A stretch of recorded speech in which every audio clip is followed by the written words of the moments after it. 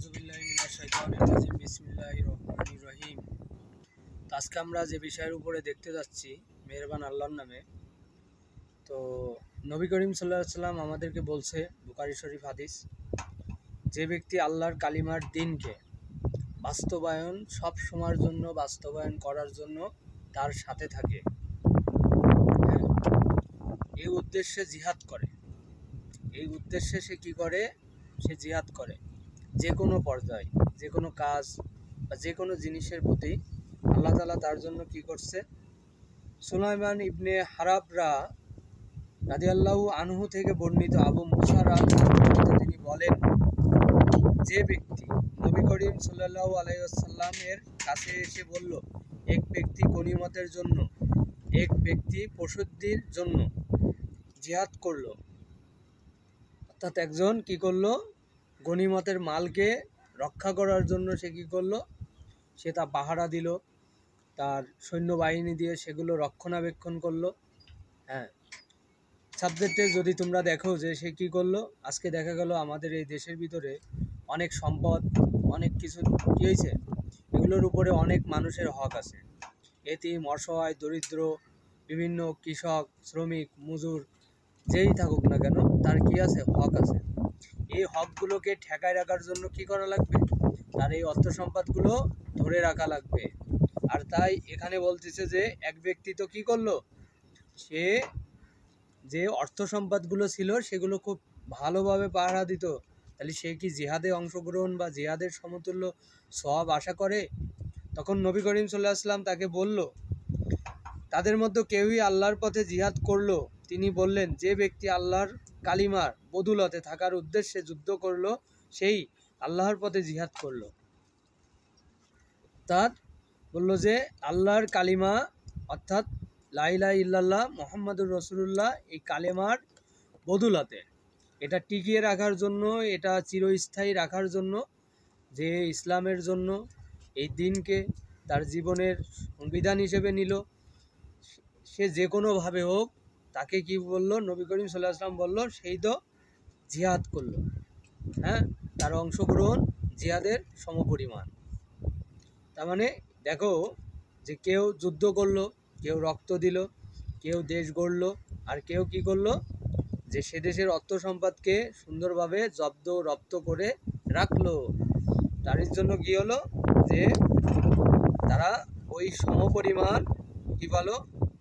নেক আমলের ভাগিদার হলো, জিহাদের আমলের ভাগিদার হয়ে গেল। তোমরা যদি আজকে দেখো বিশ্বের বিভিন্ন উন্নত রাষ্ট্রগুলো, সেসব জায়গা কি হচ্ছে? সেসব জায়গা সেম নবী করিম সাল্লাল্লাহু আলাইহি ওয়াসাল্লাম এই যে কথাগুলো বলে গেল, এই কথাগুলোকে ভালোভাবে পর্যবেক্ষণ করে তারা তাদের জীবনে লাইফলিটে সুন্দরভাবে সাজিয়ে রাখলো প্রত্যেকটা স্তরে স্তরে, যার কারণে সেই দেশগুলো সুন্দরভাবে উন্নতির শিখরে আছে। তারা কখনো কোনো মারামারি, হট্টগোল, কোনো রকম যানজট, কোনো কিছু সৃষ্টি করে না। কিন্তু আমরা যদি দেখি যে আমাদের দেশের দিকে, আমাদের এই বাংলাদেশের দিকে যদি আমরা তাকাই, সেখানে এ ধরনের অহরহ সমস্যাগুলো সবসময় রয়ে গেল। তার মানে একজন ট্রাফিক আইনেও সে যদি ট্রাফিকটা সুন্দরভাবে জব্দ করে রাখে, নবী করিম সাল্লাল্লাহু আলাইহি ওয়াসাল্লাম বলল, সেও জিহাদের অংশগ্রহণ। একজন পুলিশ যদি সে তার কাজটা সঠিকভাবে পালন করে, সেও কী হবে? সেও জিহাদের অংশগ্রহণ করলো। একজন সৈনিক যে দেশ রক্ষা করে, সেও যদি সেই কাজটা করলো, তাহলে সেও কি বলো? সেও কলাম জিহাদে অংশগ্রহণ করলো। তার ভিতরে যদি এই আকীদা থাকে, এই বিশ্বাস থাকে নবী করিম সাল্লাল্লাহু আলাইহি ওয়াসাল্লামকে নিয়ে, যদি তার মনের ভিতরে কোনো দ্বিধাদ্বন্দ্ব না থাকে, এই জন্য এখানে হাদিস দ্বারা তাদেরকে বোঝানো হচ্ছে যে এটা 1756, বুখারী ভলিউম 5, ঠিক আছে, বুখারী ভলিউম 5 পঞ্চম খণ্ড 1756।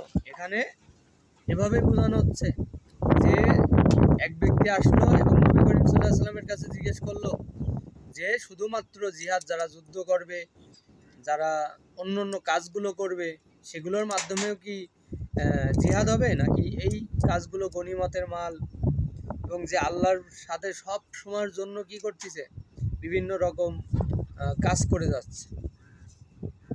হ্যাঁ, তার জন্য এই জিহাদের তিনি বললেন যে ব্যক্তি আল্লাহর কালিমার বদুলত হ্যাঁ থাকার উদ্দেশ্যে যুদ্ধ করলো, সেই আল্লাহর পথে জিহাদ করলো। মানে আল্লাহর এই কালিমাটাকে ঠেকায় রাখার জন্য যারা যারা অংশগ্রহণ করবে, যারা যারা সবসময় থাকবে চিরস্থায়ীভাবে, তাদেরকে আল্লাহ তাআলা এই ঘোষণা দিয়ে দিল, যার দুপা আল্লাহর পথে ধূলি ধূসরিত হয়ে আল্লাহ তাআলার বাণী মদিনাবাসী তাদের পার্শ্ববর্তী মরুবাসীদের জন্য সঙ্গত নয়, তারা আল্লাহর রাসূলের সহগামী না হয়ে পেছনে থেকে যাবে। আল্লাহর সৎকর্মশীলদের শ্রমফল কখনো নষ্ট করেন না। তাহলে কি করলো, যারা পিছনে থেকে যাবে তারা তো পিছনে থেকেই যাবে, আর আল্লাহ তাআলা বলতেছে যে সৎকর্মপরায়ণশীলদের কোনো কিছু সে কি করেন না, আল্লাহ তাআলা নষ্ট করে দেন না, শ্রমফল নষ্ট করে দেন না। তোমরা যদি দেখো যে তোমাদের অর্থ সম্পদ যখন কোনো জায়গা জমা থাকে, তখন তারা সুন্দরভাবে জমা রাখে, পাহারা দেয়। যেমন ব্যাংকগুলো, বিভিন্ন রকম কোম্পানিগুলো, তারা কি করতেছে, তোমাদের টাকা পয়সাগুলো রেখে দিচ্ছে আর সেগুলোকে পাহারা দিচ্ছে, হ্যাঁ, কঠোরভাবে পাহারা দিচ্ছে। সে শ্রমফলগুলো কি কখনো নষ্ট হয়? কখনো কলাম নষ্ট হয় না। সে দেশে যদি যুদ্ধ হয় বা কোনো কিছু হয়, তাহলে তুমি দেখবে যুদ্ধের শেষে তোমার সেই অর্থগুলো তোমাকে ফেরত দেওয়া হবে, সেগুলো যদি সৎ অর্থ হয়ে থাকে। আর যদি সেগুলো অসৎ অর্থ হয়ে থাকে, সেগুলো সব কি হবে, সব সিলগালা করে দেবে এবং সরকারের আয়তায় চলে যাবে। তো এরকম আর কি বোঝাচ্ছে যে আল্লাহ তাআলা সেই দৃষ্টান্ত দিচ্ছে যে সে জগৎ সমূহের মালিক, তার অনেক ক্ষমতা, তার এই পৃথিবীতে সে সব কিছু তৈরি করে দিয়েছে, পাহাড়গুলো তৈরি করছে, নদী নালা তৈরি করে দিয়েছে, চাঁদ সূর্য তৈরি করে দিয়েছে, আসমান জমিন যা কিছু আছে সব তিনি তৈরি করছে। তাই তিনি কি বললো, যে সেও একজন কিসের মতো, ব্যাংকার। মানে সেও একজন কিসের মতো, ব্যাংকার, কর্মকর্তার আছে তার অনেক অনেক। এই জন্য প্রত্যেকটা মানুষের প্রত্যেকটা শ্রমফল, তারা যে কাজগুলো করে সেগুলো সব আল্লাহ তাআলা কি করে, ফেরেশতাদের মাধ্যমে সেগুলো সব টুকে রাখে। আর টুকে রাখার বদৌলতে আল্লাহ তাআলা কি করতেছে, বলতেছে যে আমি তোমাদের সেই সমস্ত শ্রমফল কখনো বিনষ্ট হবে না। তাহলে তুমি যদি দুনিয়াতে যদি এরকম কাজ করো, আল্লাহ তাআলা তোমাকে কি করবে, সেই শ্রমফলের বিনিময়ে কি দেবে, জান্নাত দান করবে। আর যদি সেই সম্পত্তি, যদি সেই শ্রমফল যদি সেই সঠিকভাবে ব্যবহার না করা হয়, তাহলে কখনোই সে কাজ যদি না করে থাকে, কখনোই সে জান্নাত পাবে না। আলটিমেট দেখো যে ইসহাকরা আব্দুর রহমান ইবনে জাবাররা থেকে বর্ণিত, রাসূল করিম সাল্লাল্লাহু আলাইহি ওয়াসাল্লাম বলেছেন, আল্লাহর পথে যে বান্দা দু পা ধূলি ধূসরিত হয়, তাকে জাহান্নামের আগুন স্পর্শ করবে, এরূপ হয় না।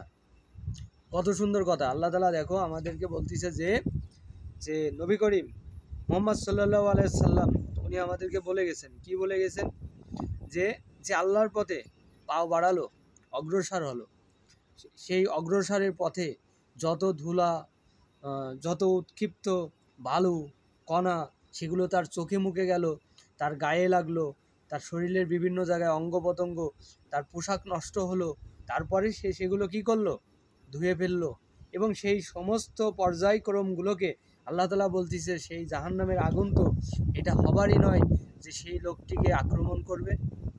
তা সেই লোকটিকে কি করবে না, কখনোই আক্রমণ করবে না, যদি সে কিনা কি থাকে, যে ইসলামের জন্য সে কাজ করতে থাকে, আল্লাহর কালিমাকে উজ্জ্বল রাখার জন্য সে সর্বোত্তকভাবে প্রচেষ্টা করে, এবং সেই সময় পর্যন্ত সে যদি চিন্তা করে এবং সেগুলো যদি সে ধরে রাখে, তাহলে সে কখনো কোনোরূপ কি করতে পারবে না, তার কোনো রকম সমস্যাই হবে না। তাকে বলা হচ্ছে ধুলে ধূসরিত হয়, তাকে জাহান্নামের আগুন কিভাবে স্পর্শ করবে, হ্যাঁ, এরূপ হয়ই না। অর্থাৎ নবী করিম সাল্লাল্লাহু আলাইহি ওয়াসাল্লাম বলল যে দেখো, তাহলে আমাদেরকে মুহাম্মদ সাল্লাল্লাহু আলাইহি সাল্লাম কি বলল, যে এমন তো হওয়ার কথাই না, মানে এমন হওয়ার কথাই না। তার মানে পারফেক্টলি দেখো নবী করিম সাল্লাল্লাহু আলাইহি ওয়াসাল্লাম আমাদেরকে অনেকভাবে বুঝাইছে যে আমরা কখনো কখনো পৃথিবীতে অনেক পাপ করি, অনেক অনেক অনেক, প্রত্যেকটা মানুষের পাপের কোনো শেষ সীমারেখা নেই। মানুষ বলতে সবাই ভুল করবে, মানুষ বলতে সবাই খারাপ কাজ করবে, তারপরেও আল্লাহ তাআলা কী করেন, সবাইকে ক্ষমা করে দেন। আর নবী করিম সাল্লাল্লাহু আলাইহি ওয়াসাল্লাম তো বলছেই যে মুসলিমরা কি হবে, জান্নাতে যাবেই কোনো না কোনো একটা সময়, কিন্তু তারপরেও তাদের তো সেই অনেক বড় সময় পার করা লাগবে। যে সময়গুলো খুবই বিস্ময়কর ঘটনাগুলো, জাহান্নামের সেই ফায়ারের আগুন থেকে তারা নিরাপদ হয়তোবা বোধ করবে না, কিন্তু একটা সময় তারা নিরাপদ বোধ করবে। কিন্তু আল্লাহর নবী করিম সাল্লাল্লাহু আলাইহি ওয়াসাল্লাম তাদেরকে চোখে আঙ্গুল দিয়ে বুঝিয়ে দিল, সেই সমস্ত সাহাবীদেরকেও, সেই সমস্ত মুসলিমদেরকেও, আনসারদেরকেও, তারপরে কাদেরকে, ইমানদারদেরকেও, তারপরে কাদেরকে বুঝালো, তারপরে বোঝালো যে আছে যারা গনিমতের মাল রক্ষা করে তাদেরকে, তারপর বোঝালো যে যারা কিতাবের জ্ঞান ধারণ করে, কিতাব হিকমত জ্ঞান পায়, সেই সমস্ত লোকদেরকেও নবী করিম সাল্লাল্লাহু আলাইহি ওয়াসাল্লাম বলল সেই বদৌলতে তোমাদেরকে অবশ্যই তো কখনো জাহান্নামের আগুন স্পর্শ করবে এরূপ হয় না। জাহান্নামের আগুন তাদেরকে স্পর্শ করে যাবে এরকম হবার কথাই না। কত সুন্দরভাবে বোঝালো, কি বোঝালো, যে জাহান্নামের আগুন তাদেরকে স্পর্শ করবেই না। মানে এটা নবী করিম সাল্লাল্লাহু আলাইহি ওয়াসাল্লাম আমাদেরকে এত সুন্দরভাবে বুঝিয়ে দিল। কেন? কারণ সেই সমস্ত মানুষের বিচার তো দূরে থাক, আগুনও তাদেরকে কখনো, নারুন হামিয়া, সে আগুন কখনো তাদেরকে কি করবে না, স্পর্শ করবে না। কে বললো এই কথা? এই কথা বলল নবী করিম সাল্লাল্লাহু আলাইহি সাল্লাম, যিনি কিনা সর্বশেষ নবী, যার পরে আর কখনো কোনো নবী এই দুনিয়াতে আসবে না। আসবে কারা? জ্ঞানীগণ, ইমামগণ। সূরা নিসার ভিতরে বলতেছে যারা আখিরাতকে বিশ্বাস করে, যারা কি করে, যারা দোজক, জান্নাত এগুলোকে বিশ্বাস করে, হ্যাঁ, তারা যদি সেগুলোকে প্রতিনিয়ত বিশ্বাস করে থাকে, যে আল্লাহ এবং তার রাসূলকে বিশ্বাস করে থাকে, তাহলে তারা কি করুক, তারা যে নবী সাল্লাল্লাহু আলাইহি সাল্লামকে মানুক, আল্লাহকে মানুক এবং আরও কাউকে মানুক, সেই সমস্ত জ্ঞানীদেরকে মানুক। হ্যাঁ, সূরা নিসার ভিতরে আল্লাহ তাআলা এভাবে বলতেছে যে আল্লাহ আখিরাতকে বিশ্বাস করে, সে যেন তার বিচার অর্পণ করে দেয়, তার সমস্ত জীবনের দায়িত্ব, ভার, বিচার যা কিছু আছে সব কিছু যেন তার নেতার উপরে কি করে দেয়, অর্পণ করে দেয়। হ্যাঁ, সেই সমস্ত ইমানদারগণদের উপরে কি করে দেয়, অর্পণ করে দেয়। তাই সেই সমস্ত মানুষ যারা নবী করিম সাল্লাল্লাহু আলাইহি ওয়াসাল্লামের কথার উপরে বিশ্বাস করত, যারা আল্লাহকে বিশ্বাস করত, যারা আখিরাতকে বিশ্বাস করত, জান্নাত জাহান্নামকে বিশ্বাস করত, তাদেরকে আল্লাহ তাআলা কি বলল, শেষ দিবসকে বিশ্বাস করত, হ্যাঁ, সেই কিয়ামত দিবসকে বিশ্বাস করত, তাদেরকে, তাদের উদ্দেশ্য করে বলতেছে যে অবশ্যই তার নবী যে কথাগুলো বলে যায় সেগুলো স্বয়ং ঘটবেই, তা হবেই। এবং তার নবী কী ছিলেন? একজন বার্তাবাহক ছিলেন, এবং তিনি কি করতেন, বার্তাবাহক হিসেবে আমাদের কাছে পবিত্র মহাগ্রন্থ আল কোরআনকে পৌঁছে দেন। আর তাই অবশ্যই আমরা এখান থেকে আজকে দেখলাম যে একটা বিস্ময়কর ঘটনা, যে কি আল্লাহ তাআলার পথে জিহাদ যে কোনোভাবেই হোক না কেন, সে যদি করে থাকে, সেই জাহান্নামের অতি উত্তপ্ত অগ্নি, অর্থাৎ লাভা বা ফুটান্ত অগ্নি, তাদেরকে কখনোই স্পর্শ করতে আসবে না। হ্যাঁ, কখনোই আসবে না। কারণ কি, সেই বান্দা কি করছে, সে বান্দা দেশের ভিতরে মুসলমানদেরকে টিকিয়ে রাখার জন্য সর্বোত্তমভাবে চেষ্টা করছে এবং দেশটাকে ভালো পর্যায়ে নিয়ে যাওয়ার জন্য চেষ্টা করে, সেই সমস্ত মানুষদের সাথেও থাকে। আরও সে কী করে, সে যে কোনো পর্যায়ে সে যদি থেকে আল্লাহর কালেমাকে শক্ত করে ধরে রাখে, যে তোমরা সেই নারীর মতো হয়েও না, যে নারী কী করে, তার সুতা, তার রজ্জুকে পাকানোর পর আবার সেটা খুলে দেয়। সে নারী কী করতো, খুলে দিত। সেই নারীদের মতো আমাদেরকে হইতে নিষেধ করলো। কে বলল? মহান আল্লাহ তাআলা বলল যে প্রত্যেকটা মানুষ যেন আমরা কি করি, সেরকম নারীদের মতো না হই। অনেক নারী আছে পৃথিবীতে ভালো, আবার অনেক নারী আছে খারাপ, যারা কি করে, ছলচাতুরি করে, যারা বিভিন্ন রকম কাজকর্মের ভিতরে অলসতা করে, যাদের দ্বারা কখনো অনেক সময় কার্যকর সিদ্ধ সুন্দরভাবে হয় না।